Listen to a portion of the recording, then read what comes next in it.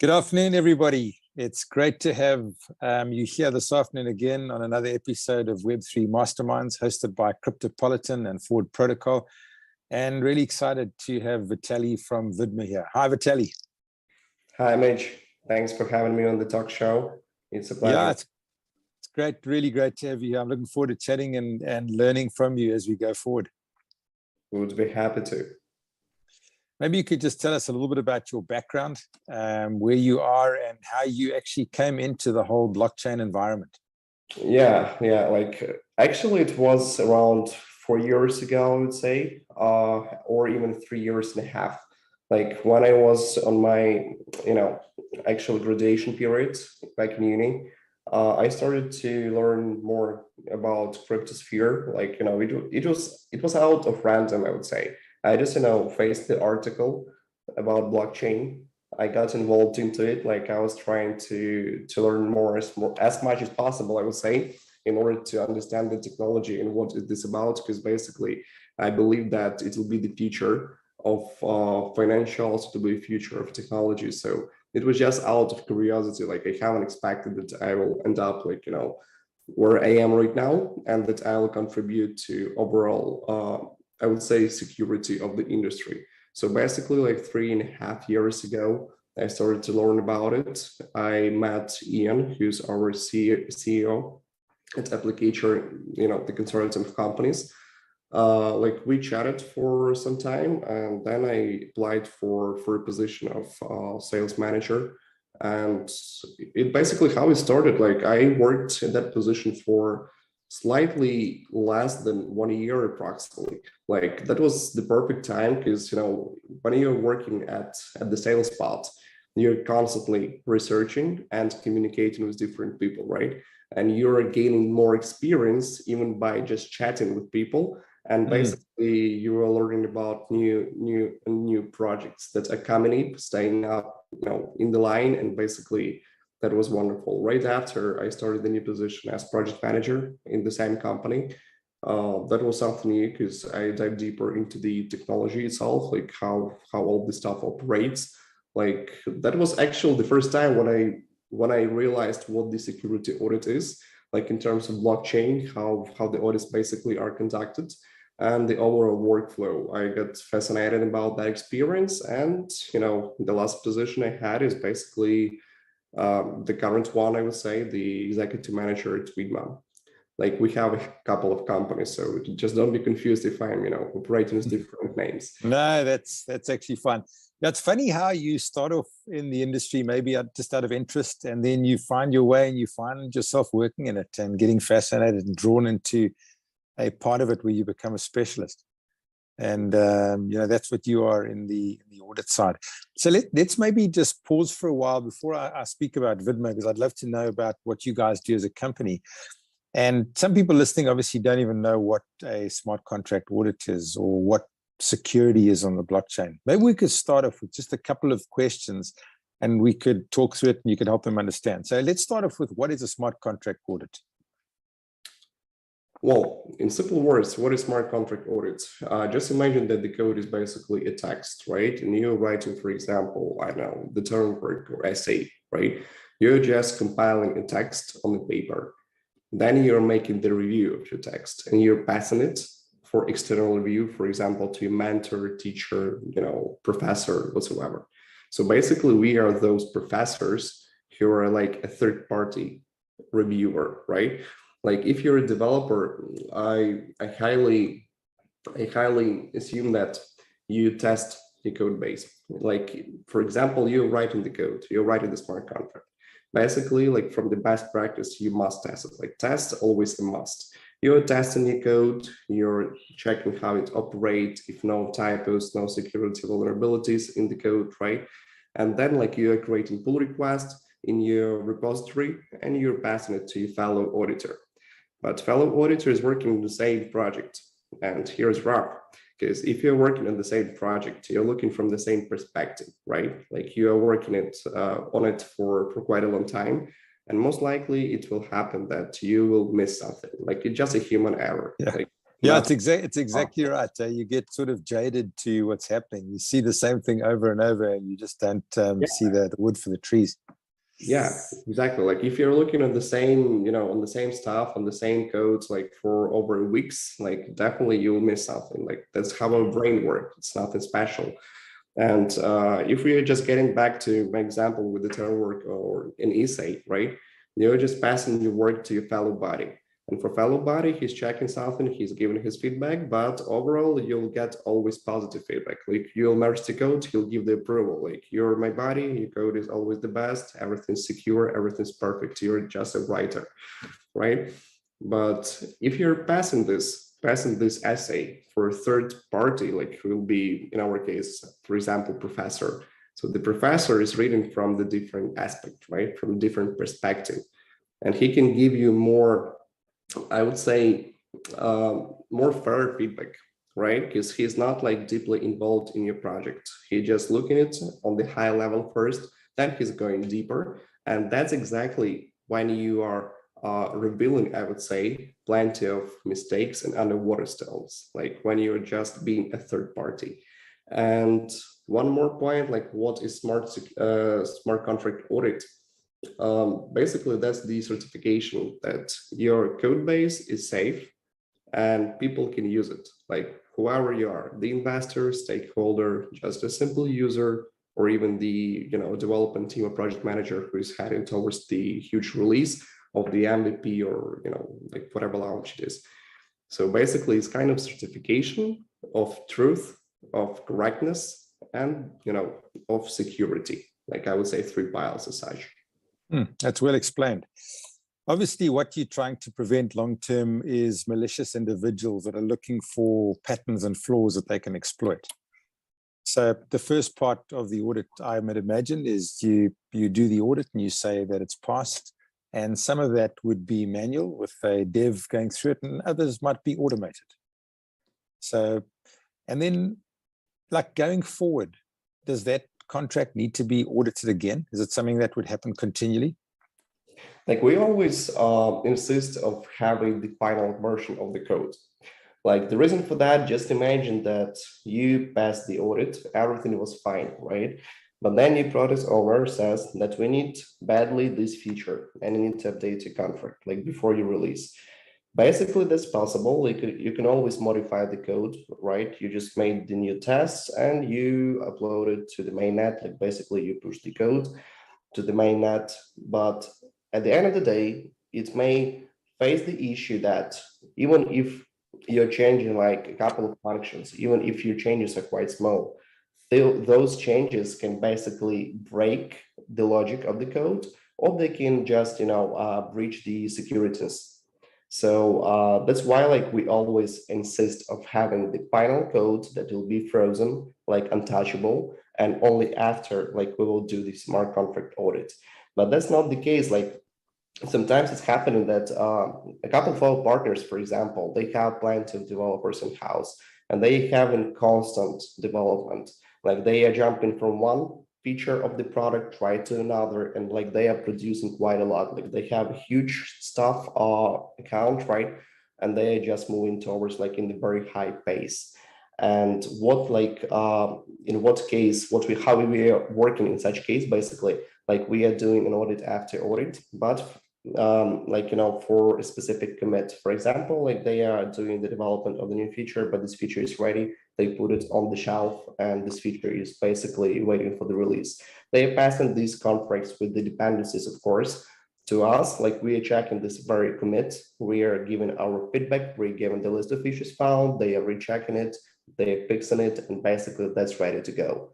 But constant development, like it's always about being reviewed and audited. If you're like, heading towards one huge development, maybe you won't need basically to do a review of every single commit of yours. Like if you're piling up your contract in one code base and the code base is frozen at the time, right? You can just pass it to us in one chunk. But if you're doing constant development, that's the separate approach. It just depends on your business needs and on your timelines, I would say. So you're essentially trying to assess all of the vulnerabilities that take place or could be in a smart contract. So when you're looking at it, what are the most common types of smart contract flaws or vulnerabilities that are there that can be exploited by a hacker? Basically, we did the kind of stats some time ago. And when we asked the team to provide the most sophisticated errors, then they faced during the smart contracts, like, yeah, they provided some on the list. But then we asked, like, can you just give us most frequent errors that we found? And most frequent errors was basically just the human errors, I would say, the typos, the miscalculations, or misbehavior of the contract. Like we happen like that we face the issues that the tokens were locked on the contract. That's like the pretty simple case to fix. That's pretty simple case to find, but it's happening all over the time. And the amounts that are locked on the contract, like basically they are locked once, you cannot, unfreeze them in most number of cases, but the amounts can be like, with 5-6 digits. And that's basically just human error that will cost a name of the project, right? So also, like, we face plenty of typos. We face, some kind of misbehavior of the contracts. Like, for example, this contract says that you need to, even if we have vesting, for example, some amount, for example, like, I don't know, 500 tokens should be transferred to this address over this period of time, right? But just one type or miscalculation, and over this period of time, like, 2x more will be transferred. Like, if you're looking just at the, from the auditor standpoint at the contract, like, you won't find the mistake unless you have the documentation. So if you check the documentation, you see like, oh, it's not operating as expected. So basically this is a mistake and you need to fix it. So that's why, like, this example show that when we're doing audits, we always ask our partners and clients to be prepared for it. Like, if you're heading toward the audit, just feel free to make the documentation about how the contract should operate. It's not about, the auditor. The auditor can read the contract. Like, he or she truly understands what is written there and how it operates right now. But the auditor cannot predict your logic that you place behind or behind, yeah, right? that's 100% right. You've got to actually tell them your intention so that they can actually work out to see if there are any vulnerabilities that might, impact that intention. Exactly.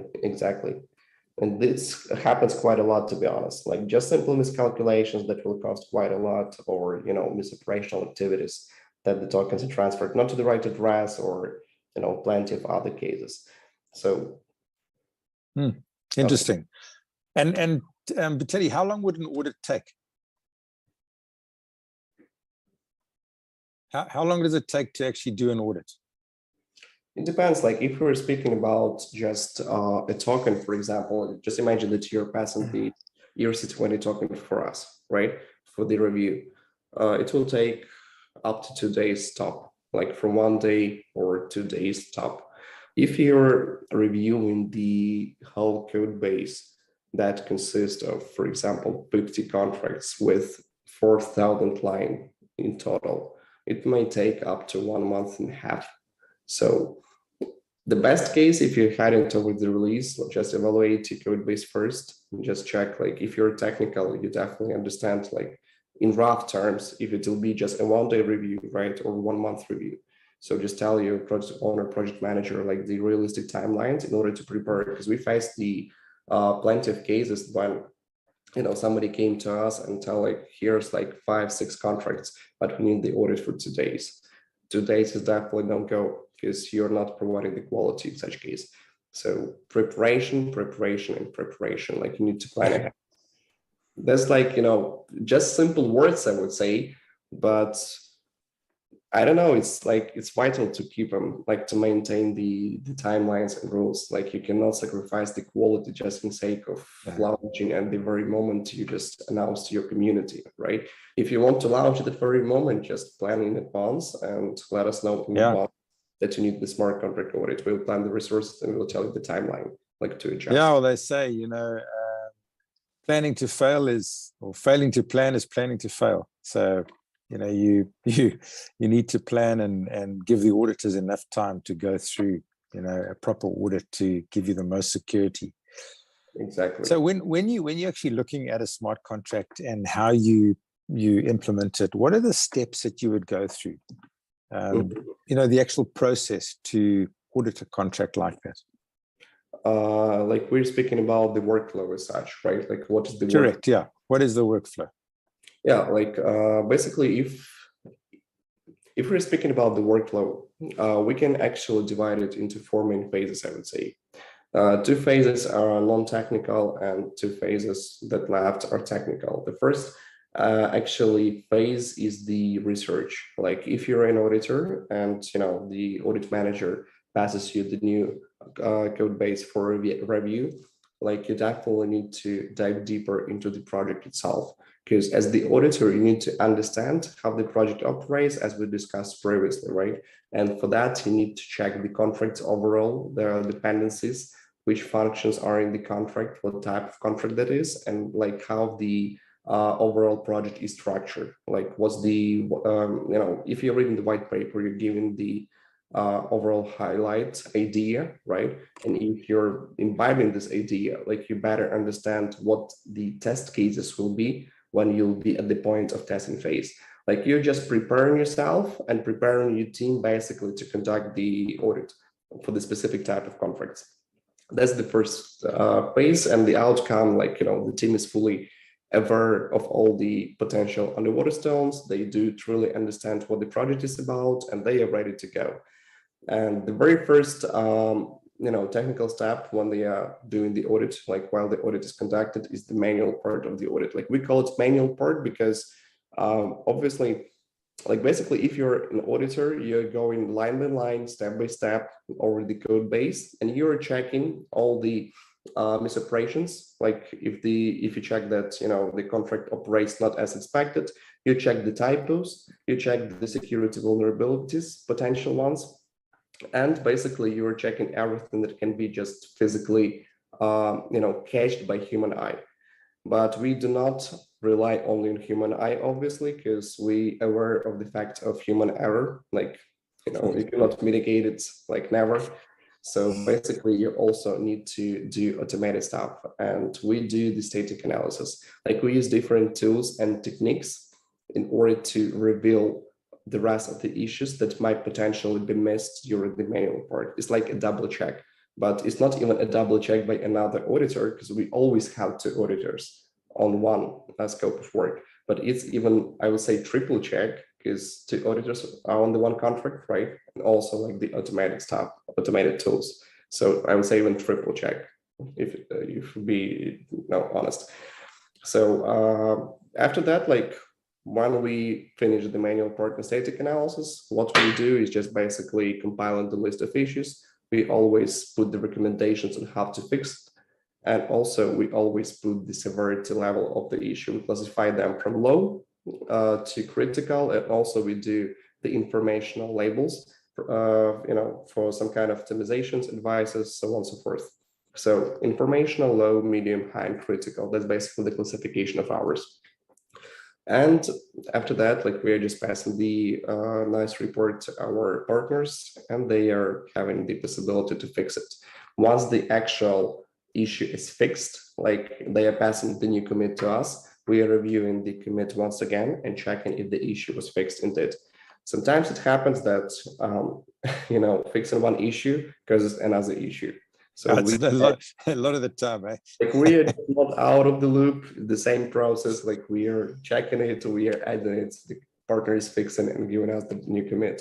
But once we are fully set, like once, everything is pretty fine, all the issues are checked, retested, we are moving towards to the testing phase. That's the third phase of the audit process. And on this step of the workflow, we are covering the whole code base with tests, test cases to check every single function, all the calculations. We are trying to break the contract, and basically we're trying to hack the contract as well. Like you're doing as a white hacker, right? You have the access, you know how it's operating, and you're basically trying to hack it. And the coverage, basically, that's It's quite important value for us because we aim to maintain the best practices of the industry, and the coverage should be 95 plus. Like the aim is 100%, but the cases are different. 95 plus, that's the must go, right? And the 100% of coverage, that's aim. And once we are ready, we just put in the test results and basically the coverage table to our report. And we are moving towards to the fourth phase, which is basically, I would say, non-technical phase. Is basically the organizational phase. Like we are wrapping up the report, polishing the text, checking if no typos in the simple text, And once we are ready, we are passing this to our designer, and our designing team is just preparing the whole report, making the beauty, and this beauty is ready to go to the public. That's an interesting process. So let's talk about your company, Vidma. And you are the blockchain security audit company, and you audit smart contracts that are focused on DeFi, on layer ones, on marketplaces, etc. Tell us a little bit about the type of companies that Vidma works with, and what their scope is, what they hope to achieve, etc. Yeah. Like at Vidma, we are focusing mostly on security. Like we are not developing anything. Like if we have some requests for development, we are passing all this scope of work to our, partner companies like Application, for example. Like we are just purely auditing. And as the third auditing party, like we operated for, like I would say Vidma is the new brand with experienced team, because we are in the market for the last 3 years, right? But first 2 years, I would say, like we basically operated with our partners. We did like the common projects, but as white label solution, basically. Like I won't name the partners and the name of projects due to the NDA, which I respect. Like I would love to, because the names are huge, but not all of the names are public due to the NDA signed. So the names that I can actually reveal, like who we worked with, that's, for example, Pop Network, Sand Finance, Mouse and Base, Ukraine's Angels, Farm Network, Game Station, Stack OS, Fuse Network, if I haven't mentioned it, like Kingaru, like plenty of huge players of the industry. Yeah, some big names there. Yep, and in most number of cases, like those projects are, from DeFi space. Like that's reasonable, I would say, but still. Like we've also run a couple of exchanges previously, the launch pods, but lately, I would say around 70% the DeFi projects. DeFi is a massively growing area. Exactly, that's massively growing, and the problem is that if DeFi is massively growing, it involves plenty of hackers as well, like people with bad reputation, and I would say crime representatives. They are going to the places where the benefit like is huge, right? Because if you're going to crime, you want to steal huge amounts, like not just a couple of bucks. That's why, like, if we're taking the analytics previously, plenty of hackers were hunting the exchanges, right? Right now, plenty of hackers are hunting the DeFi protocols. Like the focus basically shifted. And, some time ago, like around a couple of weeks, I faced on the reports made by our fellow companies, and the numbers were quite frustrating, I would say. That was the report comparing the last year and the current year, like the overall hacks in the industry and the overall security state. And for the whole 2021, like for the last year, $3.2 billion were stolen. But wow, that's a big number. Eh? That is a massive number. Exactly, that's insane amount. But can you just imagine that up to that moment we are speaking, it's already Q2, like the second quarter of the current year, right? And it's already 1.3 billion dollars were stolen just for 2 quarters. It's basically half a year as of now. Like that's crazy. I'm not sure if this year will be more notorious, I would say, in terms of funds stolen. Looks like we can beat the record, right? But hopefully, like we won't. And so Vitali, tell me if like all companies are getting audited. Why is there so much vulnerability? Why do so many, funds get stolen? We can name different reasons. First of all, okay, right now we are in bear market, like I would say for the last 8 months or so, yeah, more or less.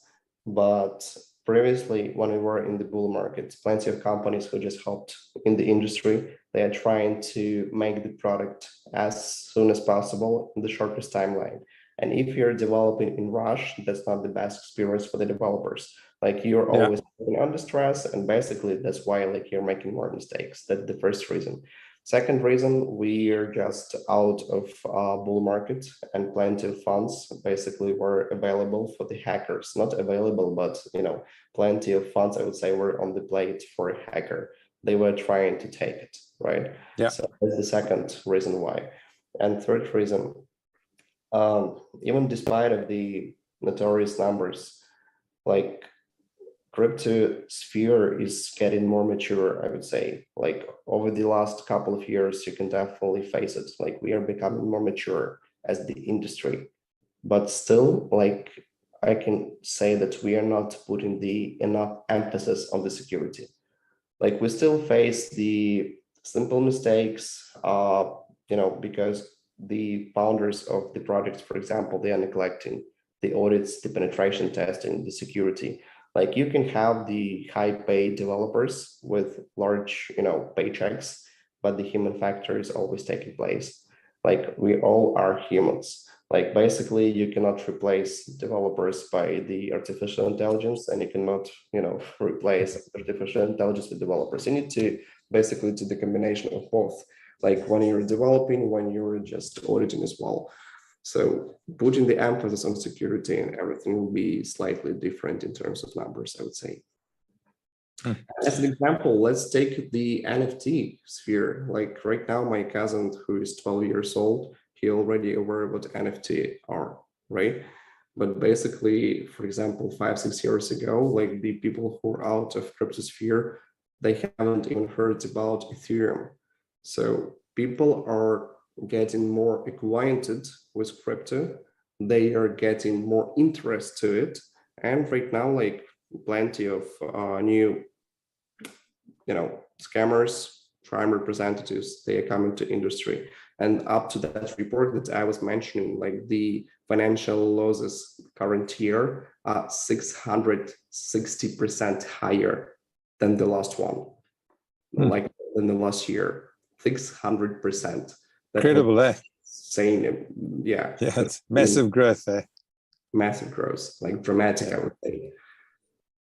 Yeah, it's amazing how it's just exploding forward, and I think it's just going to get more and more. I mean, you think about it, we've only got a couple of 100 million people involved. What's going to be like when there's 1 billion people? It's going to be, you're going to be a busy guy. Yeah, like basically it's kind of reasonable that we are getting more hacks on the market, because if you're having more projects, more users, and more funds, like you're also attracting more hacks and crime. It's like, life rules. But anyways, you can place the emphasis on security of your project. Yeah, 100% right. And Vidma focuses on EVM chains. Is that correct? Ecosystems. Is that just exclusively EVM? As of now, like we are just having the very huge experience over years with EVM chains. And, like we are planning to go out of EVM based chains, but that's like for the nearest future, I believe. But as of now, our focus is basically with Ethereum based. Okay. And then on your website, I see, you refer to your latest smart contract audits, and you've got a number there. So like Ngaru, for example, is 96.80 and Nestcoin is 98.9.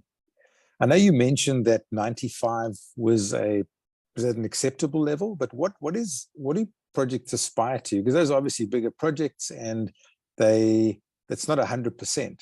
So there's some vulnerability. Is that a vulnerability that's important to try and take out, or is that acceptable in a project size? I would say everything that is 92 plus is quite acceptable and quite good. Okay. the score that we place for every specific audit is not representing the outcome of the report only. You know what I mean? Like we are taking the code, like the first commit that came to us, like, the first version of code and the last version of code. So basically we are not only checking what's the outcome after fixes, but we're also checking how the code came to us. For example, if you have 10 of critical issues in the code, right? We revealed all of them, we give you the report and you're fixing 10 out of 10. But the score cannot be 100%, even all of the fixtures are fixed, because nevertheless, when the code came to us, it was 10 critical issues. And that's the quite bad experience, I would say. So reevaluating not only the initial version of the code, but also the last one. We have one more score inside of each report. It calls the risk factor. The risk factor basically is just the pure outcome of the report. For example, if you have 10 critical issues in the report, but you fix 9 out of 10, and you do not want for some specific reasons to fix it, like we cannot place high confidence in our report. The score will be slightly bigger because some of them were fixed, but still the confidence will be low. And as a user, like we won't recommend such projects or protocols or whatsoever to the community. So we have to separate evaluation point, the score and the confidence level. This part can be found in every single report that we have on the website. I also can say that you asked me about the score. We worked and tried different methods and methods how to evaluate the overall results of the audits. And we figured out that despite of the issues and the amount of issues and their status, we need something unique for the final user who will check the report and get the idea, like if this company passed the audit with the flying colors, or if this audit is not that trustful. For example, like the company is not that trustful because they have plenty of issues and they hide something because the issues are still unresolved. So to give the transparency, I would say, to the community, we come up with the unique scoring system. You can check it on our website. Like we take 100 for the overall score. If you have 100, that's the best result possible, right? Okay. If you have, with every new issue in your report, every new issue found by our team, the points are deducted. And if the issue is fixed, you're having less deducted points comparing if the issue is unfixed, right? So basically that's like a simple way, but it will give better imagination of this or that score. Because if you're not having even the unique score, it's difficult for even tech people to evaluate the audit. Because for example, if we have 15 auditors in house and every single auditor will tell different score, like that's no way to go. We need the system that they will maintain and give the transparency. Yeah, you need some industry standards that actually help you get a consistent result. Exactly. Vitaliis, so let's just say we've done an initial smart contract audit, and now we run the smart contract and it runs for a while. How often should we be running like security, or to pick up any malicious attacks that might come if somebody points the wrong wallet at the smart contract or whatever it is? Is that something that's important to do ongoing? You mean like how fast we need to react to the market hacks happening? Yeah, for example, let's just say a contract's been audited and it's a DeFi protocol contract and now it's running and what have you. Are there automated responses in the contract that would highlight a potential threat or a potential attack to the security team or somebody that's actually should be watching that contract? So if it happened over a weekend, for example, what would happen? If you're speaking, we can basically take this point out to two perspectives. For example, if you're the owner of the project, right, you can set up the monitoring system for you. Like when I was on the project management spot, like some time ago, every single project of ours has the monitoring system. It means that even if something is wrong, like we get the notifications on Slack or Telegram via our system. Basically, just imagine that you're drinking coffee on Saturday evening and you're just having this alert on your Slack channel, right? And that was not the most pleasant experience for Saturday. I'm sure it wasn't. You know how to act swiftly. So that's important for every single project. Like, it's not only about solidity, because solidity is more difficult to check and to be spotted, but it's more even about front end and back end, I would say. Even if we're speaking about auditing perspective, plenty of companies, including us, are checking overall state of the market. Like, we are checking different chains and different activities. For example, if we are checking very large transactions going on, like, large amount of coins and percent are moved from this project out or in, like, it may be potential hack. So from the very first second, like, if, for example, 40% out of liquidity or even 60% out of liquidity is taken out, it means something is not okay. If no official announcement, like, you need to dive deeper and check. Sometimes it's difficult to check because it's happening that, we have too little information, but you're always reacting swiftly because what I would say, what's the benefit of blockchain that everything is transparent in public? Like, you can go to Etherscan and you can try to check the transaction. Even if you're speaking about hacks, the fact is that plenty of exploits that are happening in the industry, the latest destination point of those funds transferred is always the anonymous place. And, like, for example, Tornado Cash. Like, such services are pretty good in the industry because they are given the anonymity, I would say, to the customers. But at the same way, such services are given anonymity to the crime. And if you're a hacker, like, you're just moving the funds, they are mixed up in the overall pool. And over the time, you'll just get on the another address that is created, like, from scratch, all the funds that you've stolen. So if you're reacting swiftly, sometimes you can prevent the hack. Sometimes you can just simply observe the hacks and tell, like, how it happened. But anyways, like, if you're finding the hacks, and even if you cannot save 100% of the funds, we have the cases that some of the funds at least were saved. That's the first case. Or if, the case cannot be saved at the end of the day, like, by none of the auditor, like, at least we have the lesson, I would say, that should be publicly disclosed, and all of the projects that have similar contracts or similar logic, they will need to think about rechecking it once again. Like, bad lesson, still a lesson, right? Yeah. And so, for example, if you get a notification, let's just say you're the founder of a project, or you're a dev team, or you're the person actually monitoring that smart contract, and you get a notification in Slack that there's a malicious attack from Tornado Cash, or there's something pointing at that smart contract, are you able to pause that contract and stop it right there so that it doesn't continue running? Or how would somebody, engage with the contract so they can actually slow down that malicious attack, or, stop the funds from being drained, and just prevent, the massive extent that it could go to? Maybe just limit the extent. It depends, actually. It depends on the case. Like, for example, if you deploy something to the mainnet, you cannot take it out easily, right? Basically, you cannot operate with this contract in another way. You can just simply redeploy the contracts and point them out to the mainnet environment.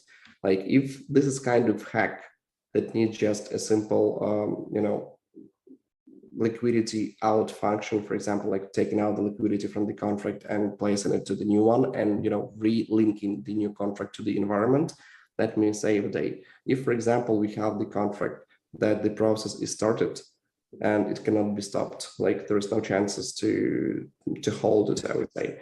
Also, there may be chances that due to some logic holes in the contract, some amount, some portions out of the liquidity can be drained over some period of time, right?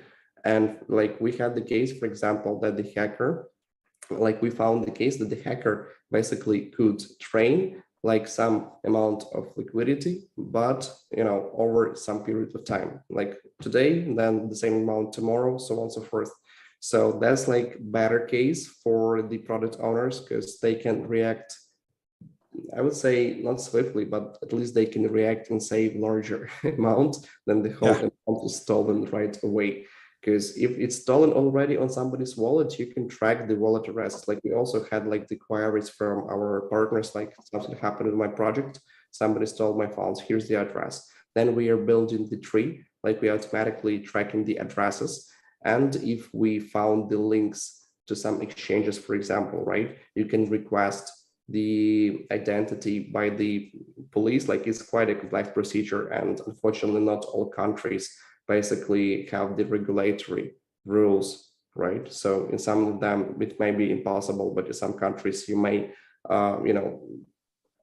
make a complaint to police and they will just start investigation. If you provide them more detail, they can cooperate with some exchanges, whatever, and they can get the identity of that person. But maybe that's like a rare cases, I would say, because in most number of cases, all the addresses that are linked due to the hack, they are just created like right before the hack, and they are anonymous. Like they haven't been connected to any exchanges, no transfers, no liquidity. They were just created for one pure reason, like to get track of those funds, like to to send them from one account to another, up to another cache, or up to the anonymous pools that will not track the final destination.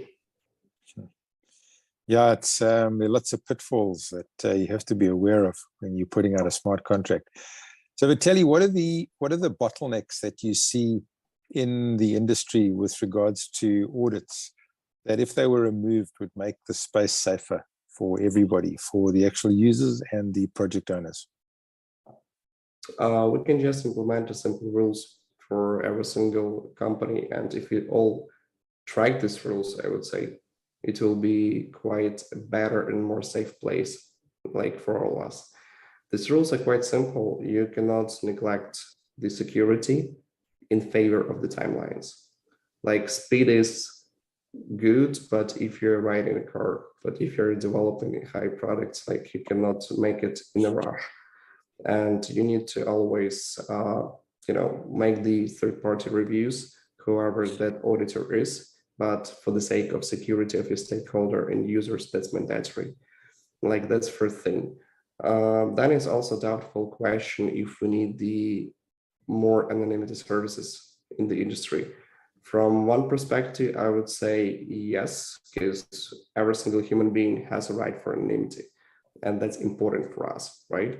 But from another side, as I mentioned, we need to realize that it's in such a way like we're helping to make crimes in crypto industry. So it's quite doubtful question, but how to make it better, like how to prevent more hacks, just, take it at ease, be more attentive, I would say, to the code base, like not developing and deploying everything in rush, and to connect with security partners who will be a third-party reviewer of your code base. Penetration tests are must, same as smart contract audits. Like if you're making the exchange, you definitely need the penetration test, right? If you're deploying any new feature, even if your contract is already on the mainnet for 3 years and everything's fine, still, if you're deploying new feature that's connected to the old contracts, or even if it's not connected, you need this feature to be checked. Like every single piece of code that you develop need to be reviewed, not only by your fellow bodies on your project, but by some external bodies. Like that's the golden rule, I would say, that will save quite a lot of projects. As an example, like we always keep our statistics on, right? And for 120 audits that are already behind our back, like we found plenty of issues. And as of now, 68 critical issues are found. And by classification critical, it means that by this issue, the contract will allow somebody to steal funds or like to operate in any malicious way that will affect the community or stakeholders. So I would say 68 issues from 120 audits. It's amazing, yeah. It's over like 50%. I mean, it's crazy. That's crazy amount, but 68, I would say, cases are already saved at the end of the day. Yeah, fantastic. Absolutely right. So yeah, absolutely right. Just give an example, like why we need to place an emphasis on security at the end of the day. And tell me, Vitaliii, with legislation, is there legislation that's being tabled that will regulate the auditors, or not even the auditors, regulate more the project owners to to instigate proper audit so that the actual users are protected and the funds are protected down the line? I would say that in most number of cases, there is no mandatory law or something like that that you need to, make the audit. But there's some kind of oral understanding, like oral law, that the audit is a must. I would explain why I have such such opinion. If you're a project and you're striving to raise some funds, right? You're coming to VC and you're requesting a large amount of funds to be invested into your project. How will you insist and how will you convince the potential VC firm that everything will be up to the point, that everything will be operational and secure? The only way for it is just to make a third-party review. In such way, like, you need to make the security audit. Like, if you're raising funds, you need the security audit. Let's take the second example. You're listing your token. You're listening your token to the centralized exchanges. And if you're on top of centralized exchanges, you want your token to be listed, they will definitely require audit. Like, why we are having these facts, like why I'm pretty sure about this, because we have plenty of partners and our consortium companies basically have even more partners and, quite a wide network, and all of them just referring, people to the auditors, like to different auditors, but they require security. So listing is about the audit. If you're having the releases, it's about the audit. If you're trying to release an MVP, that's an audit. Same if you're raising funds or if you're operating with any pieces of code that will be deployed on the mainnet. Like, everything is about an audit. That's quite right. I mean, security is paramount. It's so critical to the health and the growth of the industry, because it creates confidence in people, and the less hacks, the more people come in and the more people get a good result. It's been fascinating talking to you, Vitalii. I think, there's so much more we could speak about with security. And maybe just in wrapping up, if you could just leave the listeners with a few final thoughts about the importance of the work that Vidma do, and, how the industry needs that type of support to really make it a secure place for them to invest their funds. Yeah, like, as I mentioned previously, plenty of times, we need to make security checks. Like, if you want to have a successful project, if you want to raise funds or do any manipulations, you need to gain trust. And that trust can be gained by a third-party reviewers, like independent reviewers, not our fellow bodies on the same project, because I was also in project development sphere, and I realized that it doesn't work like that.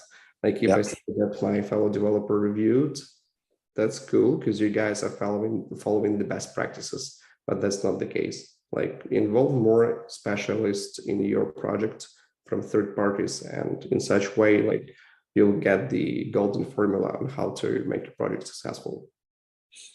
Yeah, brilliant. Thanks so much, Vitalii. Really appreciate you coming and spending some time with us this afternoon. And just wish you all the best with your project and the good work that you guys do. Thank you. Thanks, Mitch. Appreciate the opportunity. Keep well.